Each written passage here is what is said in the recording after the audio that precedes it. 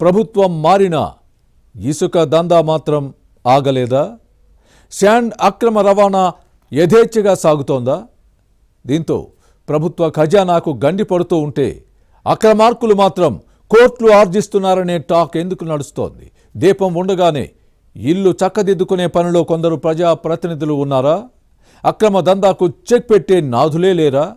దీని వెనుక big hands ఉన్నాయా? ఇంతకీ ఈ దందా ఎక్కడ సాగుతోంది? దీని వెనుక ఉన్న సూత్రధారులు, పాత్రధారులు ఎవరు? For details, was the story.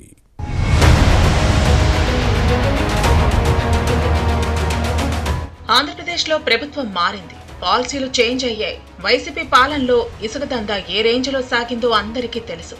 3 రీచ్లు 6 ర్యాంపులు అన్న విధంగా నడిచింది. శాండ్ మాఫియా చెలరేగిపోయింది. కర్ణుడి చావుకు 1,00,000 కారణాలన్నట్టు ఫ్యాన్ పార్టీ పరాజయానికి ఇసుక కూడా ఓ కాజ్గా మారింది. ఇక ఎన్డీఏ కూటమి సర్కార్ అధికారంలోకి వచ్చిన తర్వాత ఉచిత ఇసుక విధానం తీసుకొచ్చింది.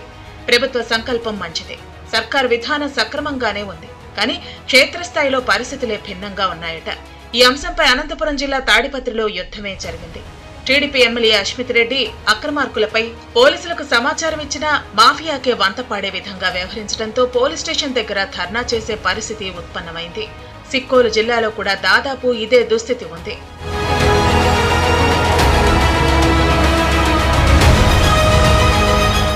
శ్రీకాకుళం జిల్లాలో ఇసుక అక్రమాలు యథేచ్ఛగా సాగుతున్నాయి. రాత్రుల్లో అనధికారిక ర్యాంపుల నుంచి తరలింపు జరుగుతోంది. వాస్తవానికి గత ప్రభుత్వ హయాంలో ఇసుక తవ్వకాల్లో భారీగానే అవినీతి జరిగింది. అయితే ప్రభుత్వం మారడంతో ఈ వ్యవహారానికి ఫుల్ స్టాప్ పడుతుందని అందరూ భావించారు. కానీ సర్కార్ మాత్రమే మారింది. ఇసుక మాఫియా మాత్రం ప్రభుత్వ పాలసీలతో తమకు పనిలేదు అన్నట్టే వ్యవహరిస్తోంది. శ్రీకాకుళం జిల్లాలోని వంశధార, నాగావళి నదుల్లో ఇసుక అక్రమ తవ్వకాలపై నిఘా కరువైంది. కట్టడి చేయాల్సిన అధికారులు, పాలకపక్ష నేతలు తమకు పట్టదన్నట్టు వ్యవహరిస్తున్నారనే విమర్శలు వస్తున్నాయి. ఇలాంటి టచ్ మీ నాట్ వైఖరితోనే అక్రమార్కులు చెలరేగిపోతున్నారు.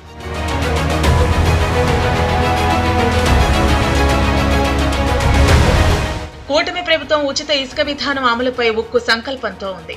అయితే స్థానికంగా మాత్రం సర్కారు పాలసీకి తూట్లు పొడిచే పరిస్థితి నెలకొంది. ఫ్రీ శాండ్ పాలసీ అమలు నీరు కారిపోతోంది. కొత్త ఇసుక పాలసీ పూర్తి స్థాయిలో అమలు చేసేలోపే అందిన కాడికి దండుకునే పనిలో పడ్డారు ఇసుకాసురులు.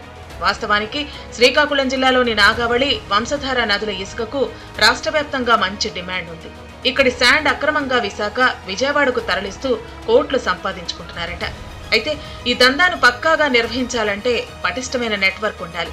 రెవెన్యూ, పోలీస్, మైనింగ్ శాఖల అధికారులతో పాటు స్థానిక ప్రజాప్రతినిధుల అండదండలు లేనిదే ఇది సాధ్యం కాదు. కానీ రాత్రుల్లో యథేచ్ఛగా అక్రమంగా తవ్వి తరలిస్తున్నారంటే దీని వెనుక బిగ్ హ్యాండ్స్ ఉన్నాయని సిక్కోలు జిల్లాలో టాక్. పెద్ద తలకాయలను పట్టుకుని శాండ్ మాఫియాకు చెక్ పెట్టాలనే డిమాండ్ వస్తోంది.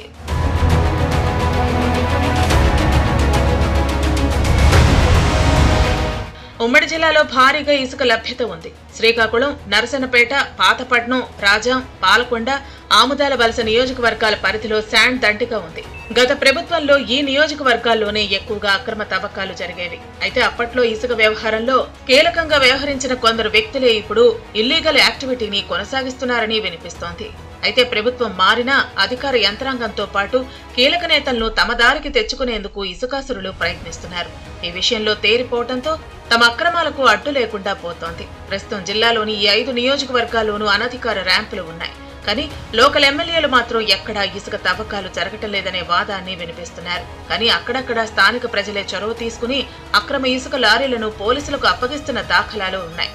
ఇంత జరుగుతున్నా తమకు తెలియదన్నట్టుగా ఉన్న స్థానిక ప్రజాప్రతినిధులను, జిల్లావాసులను గమనిస్తున్నారు. పిల్లి కళ్లు మూసుకుని పాలు తాగుతూ తనను ఎవరూ చూడటం లేదని అనుకుంటుంది. సిక్కోలు జిల్లా ప్రజాప్రతినిధుల పరిస్థితి కూడా అచ్చం అలానే ఉందనే కామెంట్స్ వస్తున్నాయి.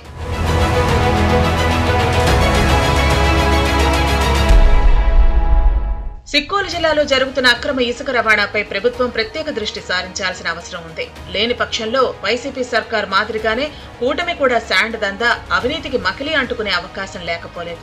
ఓవైపు రాష్ట్ర వ్యాప్తంగా ఇసుకను అందుబాటులోకి తెచ్చేందుకు చంద్రబాబు తీవ్రంగా శ్రమిస్తుంటే స్థానిక పరిస్థితులు మాత్రం దానికి భిన్నంగానే కనిపిస్తున్నాయి.